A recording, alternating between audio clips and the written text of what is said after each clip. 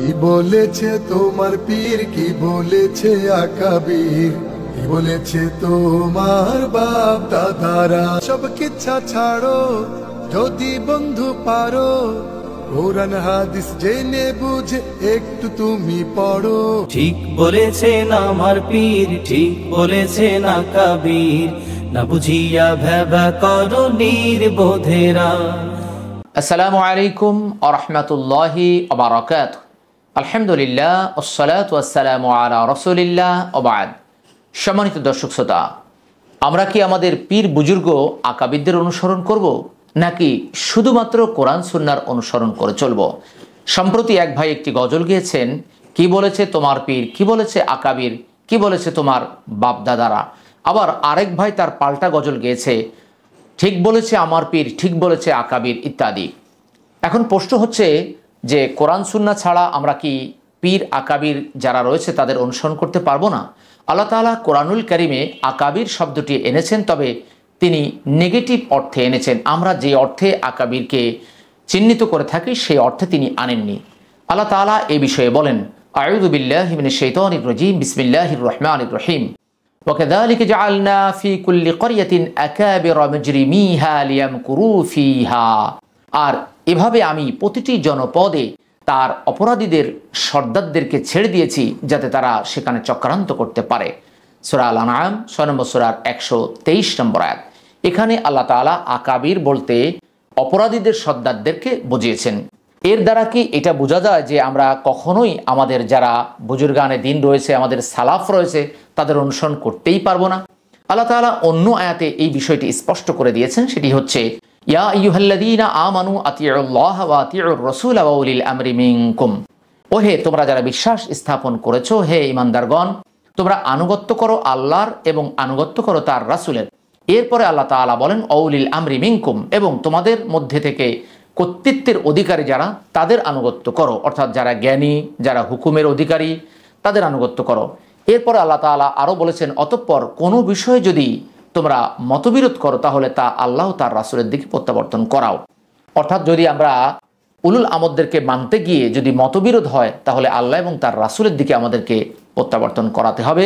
ফারুদ্দুহু ইলাল্লাহি war রাসূল, সূরা আন-নিসা ৪ নম্বর সূরার ৫৯ নম্বর আয়াত। এই আয়াত থেকে আমরা জানতে পারলাম যে উলুল আমরদের আমরা অনুসরণ করতে পারবো, তবে নিঃশর্ত অনুসরণ করা যাবে না। সূরা আল বাকারা ২ নম্বর সূরার ১৪ নম্বর আয়াতে আল্লাহ তাআলা সাহাবীদের মতো ঈমান আনার কথা বলেছেন। আবার ৯ নম্বর সূরা সূরা তাওবার ১০০ নম্বর আয়াতে আল্লাহ বলেছেন তাদের উপর আল্লাহও খুশি, আবার তারাও আল্লাহর উপর খুশি। রাদিয়াল্লাহু আনহুম ওয়া রাদু আন। এ থেকে প্রমাণিত হয় আমরা চাইলে যারা কোরআন সুন্নাহ অনুযায়ী চলে তাদের অনুকরণ করতে পারবো। বিশেষ করে আমরা যারা রিক্সা চালাই, আমরা যারা কোরআন সুন্নাহ অনুযায়ী শুধুমাত্র চলতে পারি কিন্তু কোরআন সুন্নাহ গবেষণা করতে পারি না, তারা আমরা কোনো শিক্ষকের অনুকরণ করতে পারবো। সে কথাও আল্লাহ কোরআনুল কারিমে স্পষ্টভাবে জানিয়ে দিয়েছেন। সূরা আল আম্বিয়া ২১ নম্বর সূরার ৭ নম্বর আয়াত, সূরা আন-নাহল ১৬ নম্বর সূরার ৪৩ নম্বর আয়াতে আল্লাহ বলেন, ফাসআলু আহলা যিকরি ইন কুনতুম লা তা'লামুন। অতএব তোমরা যদি না জানো তাহলে যারা জানে, আহলে জিকির যারা রয়েছে তাদের কাছ থেকে তোমরা জেনে নাও।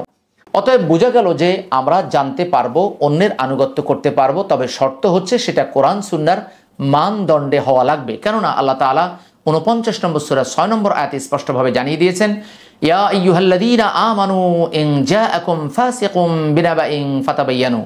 ওহে তোমরা যারা বিশ্বাস স্থাপন করেছো, হে ঈমানদার বান্দাগণ, কোনো ফাসিক যদি তোমাদের কাছে কোনো সংবাদ নিয়ে আসে তাহলে তোমরা তা যাচাই বাছাই করে নাও।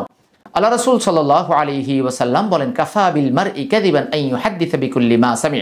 কোনো ব্যক্তির মিথ্যাবাদী হওয়ার জন্য এতটুকুই যথেষ্ট যে সে যা শোনে তদন্ত করা ছাড়া সে তা বলে বেড়ায়। সহিহ মুসলিম হাদিস নাম্বার ৫। রাসূল সাল্লাল্লাহু আলাইহি ওয়াসাল্লাম বলেন, লা তাআতা লি মাখলুকিন ফি মা'সিয়াতিল খালিক। সৃষ্টির আনুগত্য করতে গিয়ে স্রষ্টার অবাধ্য হওয়া যাবে না। শরহ সুন্নাহ হাদিস নাম্বার ২৪৫৫, হাদিসটি সহিহ।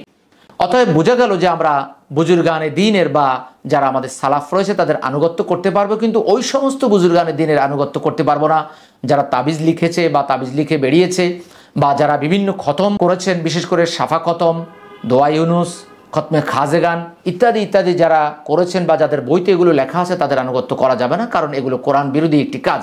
এছাড়া যারা এখনো পর্যন্ত বিভিন্ন শিরক বিদাতে লিপ্ত আছে, যাদেরকে আমরা আকাবির মনে করি, এই জাতীয় আকাবিররা আল্লাহ যে আকাবিরের কথা বলেছেন ওই আকাবিরদের সাথে মিলে যাচ্ছে, অর্থাৎ আকাবির মুজরিমিহা, অপরাধীদের আকাবির, অপরাধীদের আকাবিরদেরকে কখনোই অনুকরণ করা যাবে না।